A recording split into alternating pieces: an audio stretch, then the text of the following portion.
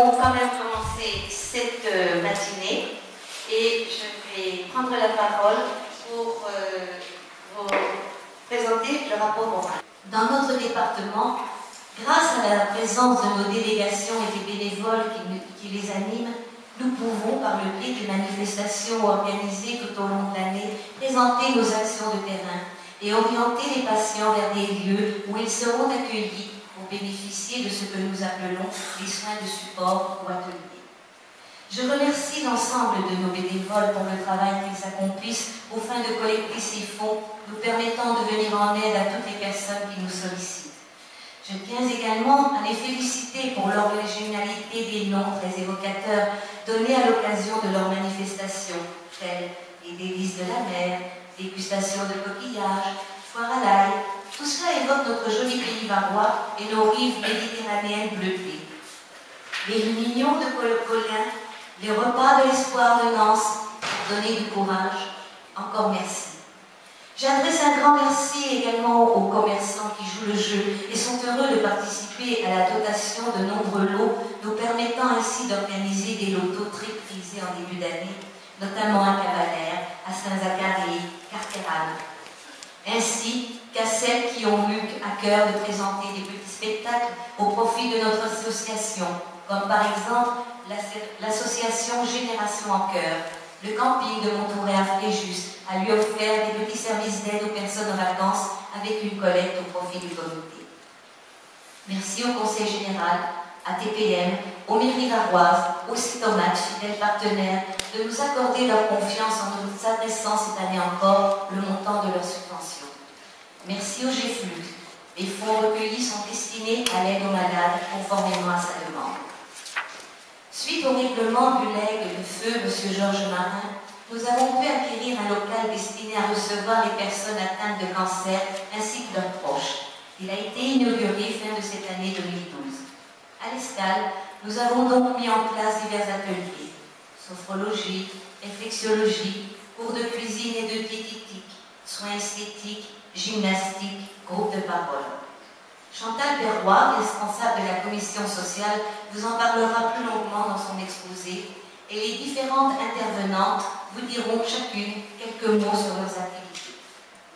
À cet effet, je tenais à remercier toute l'équipe de la commission sociale qui fait de son mieux pour satisfaire les demandes qui nous sont adressées par les assistantes sociales, dont chacun sait que la tâche n'est pas facile, compte tenu de la complexité des nombreux dossiers qui sont écrits. Merci à nos deux médecins, le Dr Jacques Fleury et le Dr Francis Paillard, pour leur intervention au milieu scolaire. Très sollicités, ils visitent entre autres les écoles primaires afin d'informer les jeunes sur les méfaits du tabac. Le Dr Paillard intervient également dans certains établissements de santé en qualité de représentant des usagers. Il en est de même pour Jocelyne Godeux, le Dr François Roux, Denise Coutaboul et Janine Bellou, moi-même. Le professeur Jacques Levotte vous rendra compte des dernières innovations dans le domaine de la recherche, ayant participé au colloque scientifique qui s'est tenu en début de cette année à Nice. Enfin, je ne veux pas terminer cet exposé sans remercier nos deux Michel, fidèles permanents qui connaissent le comité sur le bout des doigts en leur qualité de plus anciens membres de celui-ci. Robert Schuller a écrit: les gens célèbres sont des gens ordinaires qui se sont engagés vers des buts extraordinaires. Nous ne sommes nullement célèbres. Nous sommes des gens ordinaires, comme on peut en rencontrer partout. Mais une chose est sûre, nous nous sommes engagés vers des buts extraordinaires. Celui d'aider notre prochain à affronter sa maladie et de s'en sortir. Celui de soutenir d'un même élan tous les chercheurs qui ont à cœur de découvrir enfin les remèdes qui nous permettront de dire « nous avons vaincu le cancer ». Je vous remercie de votre attention.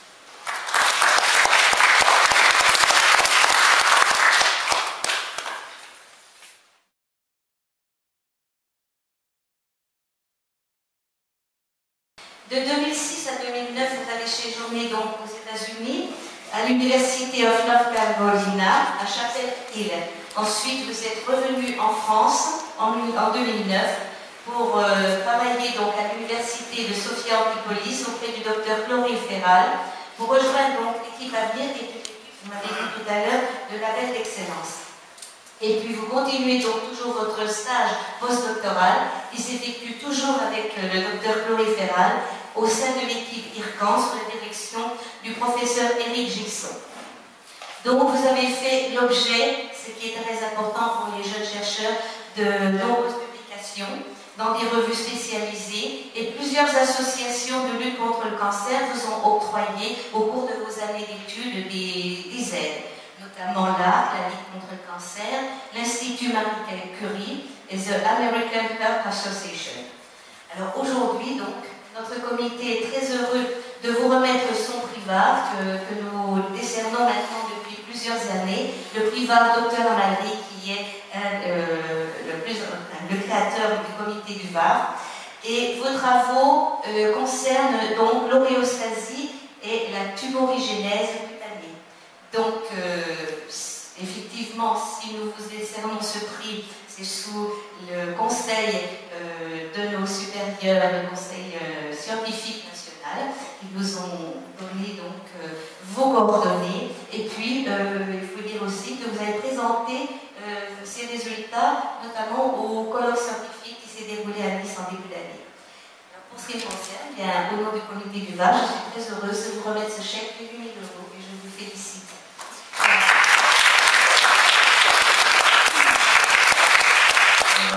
Au colloque national, les chefs de laboratoire ont remercié David pour le soutien financier qui leur permet donc de faire fonctionner leur laboratoire, d'acheter des réactifs, etc.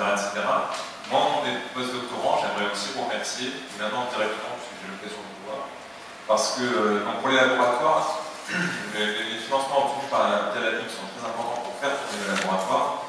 Mais pour nous, les postdoctorants, c'est vraiment des financements qui sont critiques, parce que c'est des financements qui nous permettent de payer notre salaire, tout simplement. Et s'il n'y avait pas votre travail sur le terrain et cet argent qui arrive jusqu'aux postdoctorants, il y en a beaucoup d'entre eux qui seraient obligés de faire soit de la recherche dans un autre pays en Europe ou dans le monde, soit obligés de faire clairement autre chose que de la recherche scientifique, parce que la conjoncture actuelle devient vraiment très très dure pour les jeunes chercheurs. Donc, je voulais vraiment vous remercier pour votre travail de tous les jours et pour nous soutenir aussi de manière aussi vitale. Au cours de ce premier contact, nous leur proposons les activités que le comité met à leur disposition gratuitement, à savoir sophrologie, réflexologie, groupe de parole, gymnastique adaptée et diététicienne. Enfin, la commission organise au moins une sortie culturelle et touristique par an et l'arbre de Noël des malades. Qui sont les membres de cette commission? Alors nous avons Madame Bello, qui est donc la présidente du comité, Madame de Réveillon, qui est notre secrétaire, moi-même en tant que responsable de cette commission, Madame Bossa, qui est bénévole, Madame Mazia, qui est assistante sociale et bénévole, Madame Noël Françoise, qui est infirmière et bénévole, et enfin nous avons nos 3 médecins conseils, le docteur Roux, le docteur Fleury et le docteur Paillard. Il nous arrive parfois de recevoir des dossiers incomplets. Je dois dire que dans une très large majorité, nous avons affaire à des personnes très impliquées. Quand nous devons les rappeler pour éclaircir certains points, elles sont toujours très coopérantes. Leur jugement sur une situation donnée est pour nous très important car elles rencontrent les familles. Je remercie plus particulièrement celles qui ont pu se libérer pour assister à l'inauguration de notre nouvel espace au mois de décembre. Internet. Alors, nous avons procédé à une refonte complète de nos deux sites, licancer83.net et pataclub83.com. Alors, au cours de cette année, nous avons enrichi le contenu de nos deux sites. Nous avons mis en ligne le journal Pataclub 7980, annonces et compte rendu des manifestations organisées par les délégations locales, les chiffres clés pour 2012, nombre d'adhérents et des actions diverses, des missions sociales, de recherche, etc. Conférence docteur de Gérard Couvrat à Saint-Raphaël, le dépistage du cancer du côlon, le côlon tour du 6 mars, place d'Armes à Toulon et l'hôpital Saint-Emus les 10 et 11 mars. Également, on a mis en ligne la Semaine nationale de lutte contre le cancer du 19 au 25 mars, un article et un lien avec le paiement en ligne. On a profité de la Semaine nationale pour faire un appel aux dons en fait, sur Internet. Information concernant l'Assemblée générale du comité de l'an dernier, le lieu, l'ordre du jour, inscription cocktail, CV du chercheur de l'an dernier. Course pédestre à la Sanarienne le 15 avril, info et inscription, Journée mondiale sans tabac, agir en prévention, espace sans tabac, paquet de cigarettes neutres. Le journal Déclic, Pataclope 81, nouvelle formule, contenant un article sur les dangers du diesel. Notre comité met régulièrement en ligne depuis 5 années cette revue. La fédération de la Ligue nous a enfin limité, depuis donc la fin du troisième trimestre 2012, en le mettant également en ligne sur le site national. On le réclamait depuis 4-5 ans, le siège ne le faisait pas, on l'avait fait, donc ils nous ont imité, c'est bien.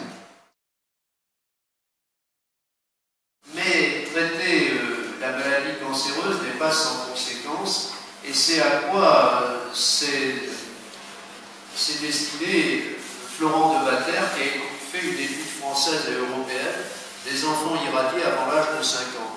Cette communication m'a particulièrement impressionné, parce que si la rigueur scientifique s'exprime, elle était là. Parce qu'il a fait une étude rétrospective des conditions d'irradiation de jeunes enfants dans différents centres, et il l'a fait avec une recherche de véritables détectives, et qu'il a rassemblé ensuite scientifiquement, et ceci a permis de définir les risques de deuxième cancer qui frappent surtout le sein et la thyroïde.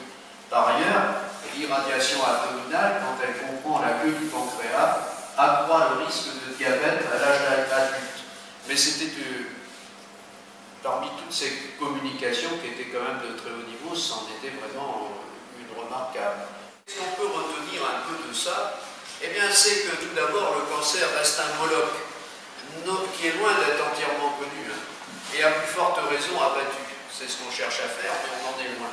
Les multiples communications sur des sujets variés montrent la complexité du phénomène, et je dirais l'extrême complexité du phénomène. Ça comporte plusieurs niveaux, cellulaires, génétiques, tissulaires, environnementaux. Et on a entendu donc à ce propos des communications telles que celle de l'équipe de PACA, de M. Dupuy-Ségur, dont M. Gunther a été un des collaborateurs sur le métabolisme basal, sur le rôle de la protéine TRF2. Vous voyez, ça devient tout de suite compliqué quand même. Ou sur l'oncogène Hedgehog, ou encore, bien sûr, la communication qui vient de vous être présentée par M. Gunther, sur donc les tumeurs qui ont la peau dure, régulation de leurs propriétés mécaniques par CD98HC. Je ne le répète pas, puisque cela vient de vous être dit, de la meilleure source. Donc je remercie la Ligue pour ce prix qui constitue un formidable coup de pouce et une grande reconnaissance de notre travail de tous les jours au laboratoire. Donc nous on s'intéresse aux propriétés mécaniques des tissus et plus particulièrement aux propriétés mécaniques de la peau et notamment les modifications de ces propriétés mécaniques lors de la tumorigénèse cutanée et la formation de tumeurs.